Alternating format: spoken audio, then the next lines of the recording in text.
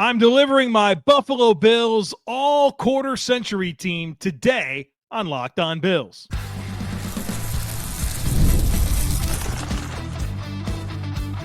You are Locked On Bills, your daily Buffalo Bills podcast. Part of the Locked On Podcast Network, your team every day. What's up, Bills Mafia? It's Marino, author of the Herd Mentality Substack, co-host of the Locked On NFL Scouting Podcast, co-host of the NFL First Read Podcast, and I'm your host of Locked On Bills. Want to thank you for making Locked On Bills your first listen every day, and a big welcome and shout out to our everydayers. You know who you are. Those of you who never miss a single episode, I appreciate y'all being here very, very much. I'd also like to invite you to subscribe or follow for free on YouTube or wherever you listen to podcasts. We're part of the Locked On Podcast Network, your team every day. Well, folks, welcome in. Very excited for our conversation today, which is centered around my choices for the Buffalo Bills all-quarter century team. And this is a great opportunity to reflect on the last 25 years of Buffalo Bills football since 2000 and highlight the best of the best. I've got a choice for every position, and I have an honorable mention as well. So we'll get through a lot of names today, reflect on a lot of players that we really enjoyed over the last 25 years. We'll do specialists. We'll do defensive back seven. We'll do the trenches. But I want to start with the offensive skill players. And we'll begin with quarterback, where the obvious choice is Josh Allen. Not a lot of contenders over the last 25 years. But Josh Allen is becoming a legend, right? He is already a legend. We're probably going to look back on Josh Allen's career and undeniably agree that he's the greatest Buffalo Bill of all time. The Mount Rushmore will be Josh Allen, Bruce Smith, and then you guys can argue about the rest. But Josh Allen and Bruce Smith comfortably on the Mount Rushmore. The more interesting conversation is probably who's the backup or the honorable mention. I went with Tyrod Taylor. Thought about Fitz, thought about Drew Bledsoe, but Tyrod Taylor just had more success than those guys in terms of wins. You know, that 2017 team went to the playoffs. That was a pretty big deal. So I'm going Tyrod Taylor as the honorable mention over Fitz and over Bledsoe. You know, Fitz had a losing record as the Bills starting quarterback and a sub 80 passer rating. Like, there's a lot to appreciate about Ryan Fitzpatrick, but not a lot of success that came with him as a quarterback. So Josh Allen, the choice, the obvious choice for quarterback. At running back, I went with Fred Jackson with the Bills 2007 to 2014 do-everything player. Number 3 in team history in rushing yards. Fred Jackson. 8 seasons, averaged over 1,000 yards from scrimmage during those 8 years. And I'll never forget in 2009, he was the first player in NFL history to log 1,000 rushing yards and 1,000 kick return yards in a single season. That was pretty cool. So he's my choice. The backup or the honorable mention would be LaShawn McCoy, 2015 to 2018. 3 Pro Bowls in 4 seasons, averaged 1,300 yards from scrimmage per season with the Bills. So Fred Jackson, the choice, honorable mention, LaShawn McCoy. At tight end, the choice is Dawson Knox with the team since 2019. 3rd most yards in franchise history among Buffalo Bills tight ends. His 23 receiving touchdowns are 2nd most among Buffalo Bills tight ends in franchise history. He's only 2 away from tying Pete Metzelaars for the most receiving touchdowns among Bills tight ends. How about this one? In terms of playoff receiving touchdowns, Dawson Knox is number 2 in franchise history behind Andre Reed. Andre Reed had 9, Dawson Knox 6. So maybe it doesn't feel like a slam dunk, but when you do the research and you think, who else? Is it Charles Clay? Is it Scott Chandler? Now, Scott Chandler's my honorable mention, but I think Dawson Knox is the choice. Now, hopefully, Colton Kincaid will change that. But for now, it's Dawson Knox. At wide receiver, I went with 3 receivers and 1 honorable mention. Wide receiver 1, you don't really have to do it like that. It's not receiver 1, 2, or 3, but the first one I'll say is Eric Moulds. Eric Moulds, 96 through 2005. 2-time Pro Bowler, logged over 9,000 receiving yards in 10 years with the Bills, number 2 all-time in franchise history. And in 2002, he was the first player in franchise history to ever reach 100 receptions in a single season. So Eric Moulds, obviously some time in the 90s, but a lot of great years in the 2000s as well. Lee Evans, 2004 to 2010, big play receiver. He set the Bills' rookie record with 9 receiving touchdowns as a rookie. Didn't have any good quarterbacks ever while he was in Buffalo. Still number 3 all-time in team history for receiving yards and receiving touchdowns. I always ask myself this question. If Lee Evans played with one of those great quarterbacks of his time, whether it was Manning, Brady, whoever, Roethlisberger, Breeze, if he had one of those guys, what type of career numbers would Lee Evans have put up? They'd have been pretty huge. Good player for the Bills. I think he was a little bit handicapped by bad quarterbacks. So my other receiver, I went Eric Moulds, Lee Evans, Stefon Diggs, also on the list there. 4 years with the Bills, 2020 through 2023, 4 seasons, 4 Pro Bowls. Has never made a Pro Bowl in any other season than with Buffalo. And I've said it before, I'll say it again. Stefon Diggs delivered the greatest 4-year stretch of receiving production in franchise history. And despite only being on the team for 4 seasons, he's 4th all-time in receiving for the Buffalo Bills. He's one of just 5 receivers in the history of the team with more than 5,000 receiving yards. Dude put up numbers. Unfortunately, it went a little shorter than we probably wanted it to. Couldn't quite get over the hump with him, but man, the dude was a star for the Bills. There's no doubt about it, and gave this team 4 great seasons. My honorable mention at receiver, Stevie Johnson, 2008 to 2013, became the first ever Buffalo Bill. This still blows my mind. The first player in franchise history to record consecutive 1,000-yard receiving seasons. Andre Reed never did it. Eric Moulds never did it. Stevie Johnson, your first one. And then he did it 3 times in a row. Super cool. And then, of course, Stefon Diggs went 4 in a row. But pretty cool that he was the first ever to do it twice, and then he did it for a 3rd time. When there was, who was the other good receivers on the team when Stevie Johnson was around? Donald Jones and David Nelson? Come on now. The guy was able to put up some production, and we'll always remember him having a hammock at Revis Island. Only guy that was able to really get to Darrelle Revis was Stevie Johnson, which was super cool. A super cool thing that we could cling to. During a dark era of Bills football, we knew that Stevie Johnson could get catches against Darrelle Revis. So the receivers, Eric Moulds, Stefon Diggs, Lee Evans. My honorable mention is Stevie Johnson. All right, coming up next, we're going to go into the trenches. O-line, D-line. This will be fun, folks. Be sure to stick with me.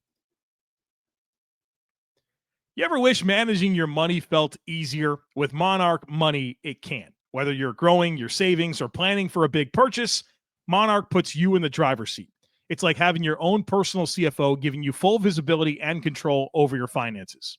Monarch Money is more than just a budgeting app. It's a complete financial command center.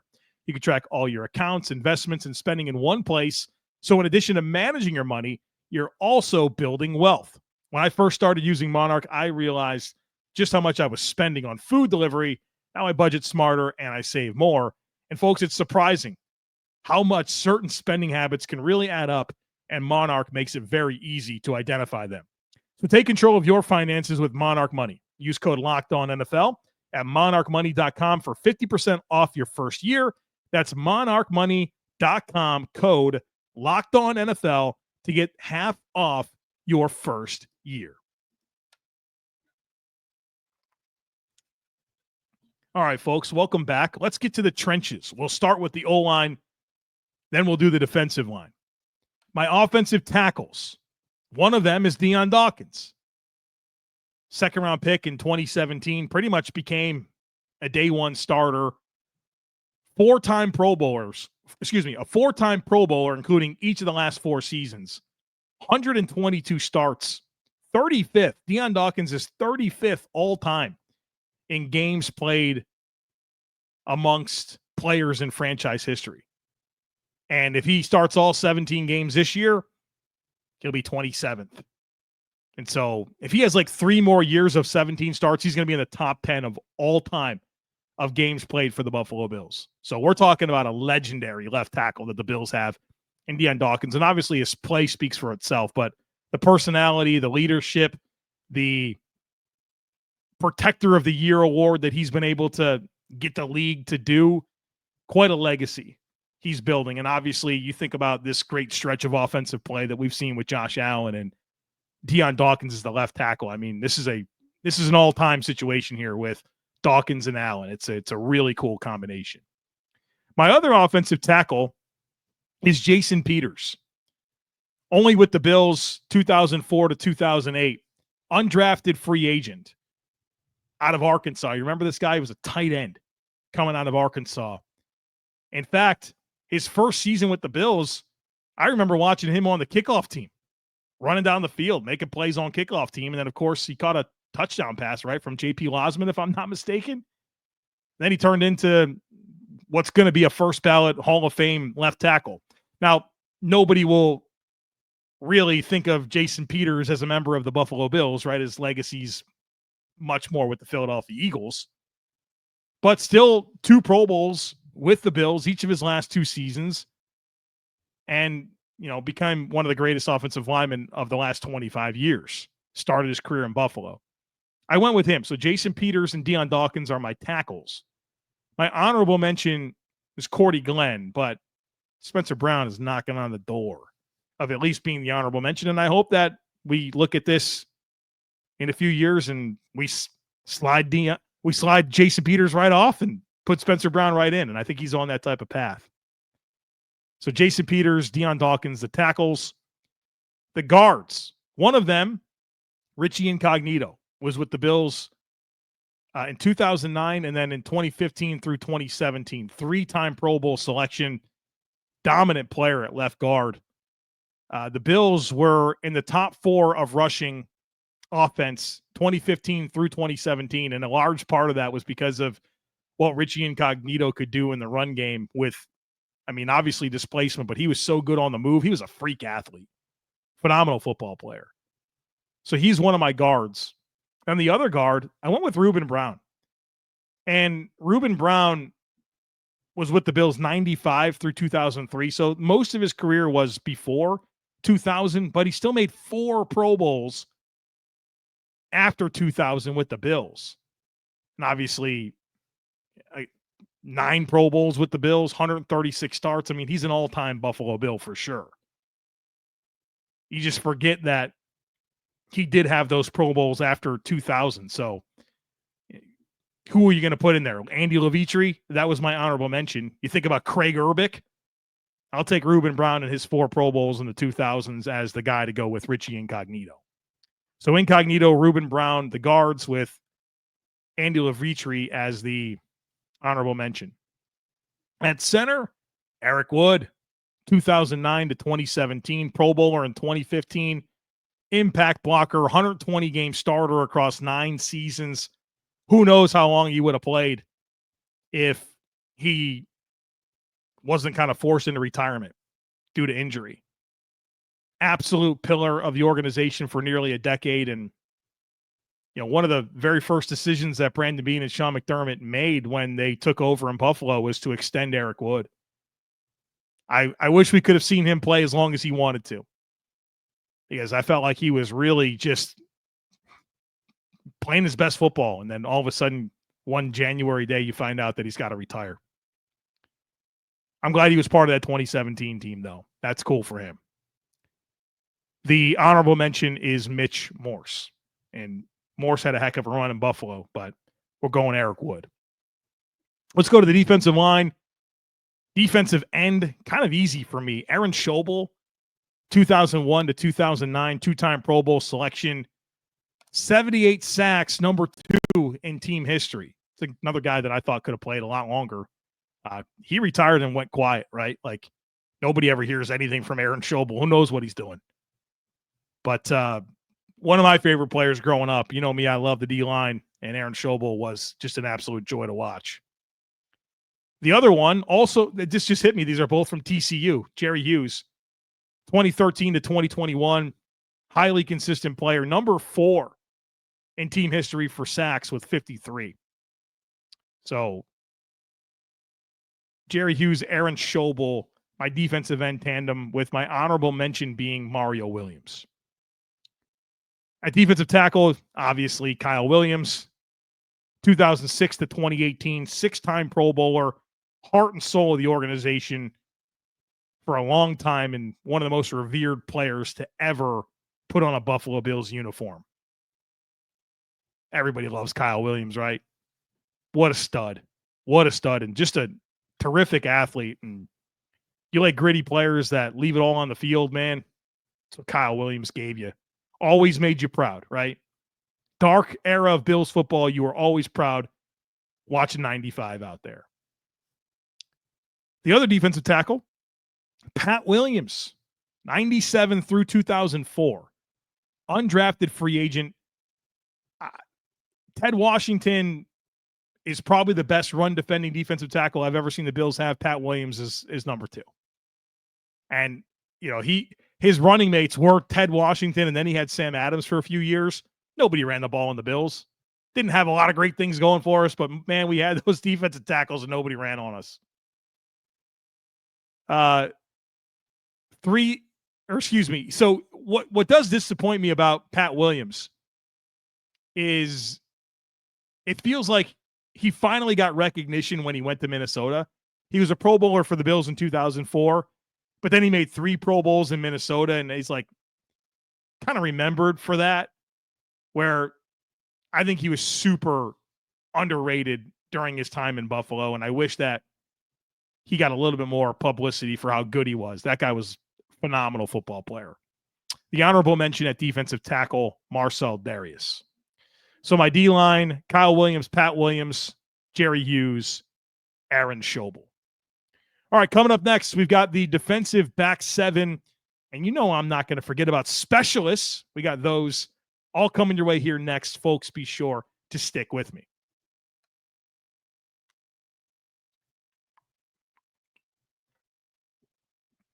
All right, welcome back. Let's finish this out with the defensive back 7 and the specialist. We have 2 linebackers. Matt Milano, one of them.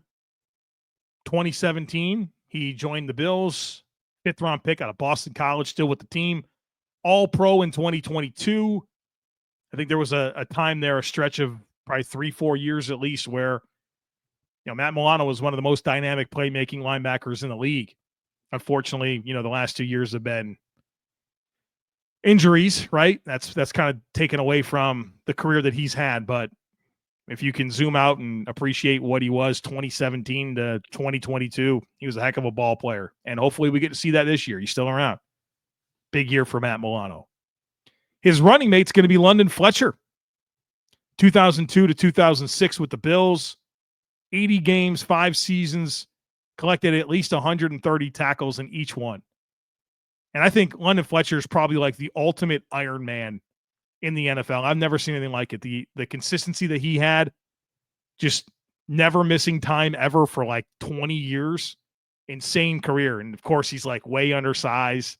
If I'm not mistaken, a UDFA out of John Carroll. A heck of a stretch. Is one of the great linebackers for a long, long, long time. My honorable mention here is Takeo Spikes, and hopefully Terrell Bernard is a guy that we look at in a few years. Feel like he's deserving of being on this type of list. My defensive flex player, I was going to give myself the opportunity to do like another safety, another linebacker, another corner, but I thought it was appropriate to do a slot corner, and that'd be Taron Johnson. Second team All-Pro in 2023. I think he's probably, one of the 5 best slot corners in the league and has been for a number of years. He's also played in 100 games for the Bills, and only 75 players in history can say that they played in 100 or more games, and Taron Johnson is one of them. At cornerback, first one is going to be Nate Clements with the Bills 2001 to 2006. Durable player, never missed a game. 23 interceptions, 87 pass breakups, 12 forced fumbles. 23 interceptions, 5th all-time for the Buffalo Bills, and he did it in a lot fewer games. If you look at the guys that are in the top 5 of interceptions for the Bills, they all played a lot more games than Nate Clements. This guy, unbelievable ball production during his time in Buffalo. He's a good player for a long time. Went to Cincinnati afterwards, San Francisco. I think he had a few good years. Clements had a heck of a career. His running mate's going to be Tre'Davious White. 2017 through 2023, of course, now he's back. 2-time Pro Bowler, should have been the Defensive Rookie of the Year. And I think there was a stretch there. You probably look at a probably 4-year stretch where Trey White was every bit of a top 3 corner in the league. Led the league in interceptions in 2019. One revelation that I've had recently, and this is relevant to Tre'Davious White, but I think Kiko Alonso and Tre'Davious White were majorly snubbed from Defensive Rookie of the Year. Both finished twice. Marshawn Lattimore got it over Tre'Davious White. Sheldon Richardson got it over Kiko Alonso, but I think the Bills should have had it twice, and they didn't get it either time. So my corner tandem would be Nate Clements, Tre'Davious White. My honorable mention at corner, Stefon Gilmore. Unfortunately, he didn't have a super long run in Buffalo, and I'll always really not understand him just walking in free agency. That type of player should just never happen with. And I understand it was McDermott's, came in, it was year 1 with him, and Doug Whaley was like kind of the general manager and kind of not. But at a minimum with a player like Stefon Gilmore, you put the franchise tag on him and you trade him. Like, this guy was clearly one of the best corners in the league, still playing. Had a stretch like when he left Buffalo where people might tell you he was the best corner in the league. That guy can't just walk. That guy cannot just walk in free agency, and he did. So I don't love that way that was managed, but honorable mention for Stefon Gilmore. Safety, you know where this is going. Micah Hyde, Jordan Poyer. That's the duo. And it's cool that they played together. If they were individual players and did the same things, just at different times, they'd still be the choices. Now, I think they probably made each other better working together at the time that they did, but Micah Hyde, Jordan Poyer, comfortably your choices here for safety. My honorable mention would be Jarius Byrd. Jarius Byrd falls into a long line of really good players for the Bills that played out the rookie deal and went somewhere else. A couple of those, Andy Levitri and Jarius Byrd. A couple good second-round picks right there. Oregon and Oregon State. Just walk. He signed that big deal with the Saints. I remember that. He had 9 interceptions. Was that his rookie year? 9 interceptions. Dude had some ball skills, and I love the growth that he had as a tackler. Good player, Jarius Byrd. My long snapper, Reed Ferguson. My backup long snapper, Garrison Sanborn. You forget Garrison Sanborn was the Bills' long snapper for like 9 years. I think Reed Ferguson's probably right at about 9 years, maybe 10.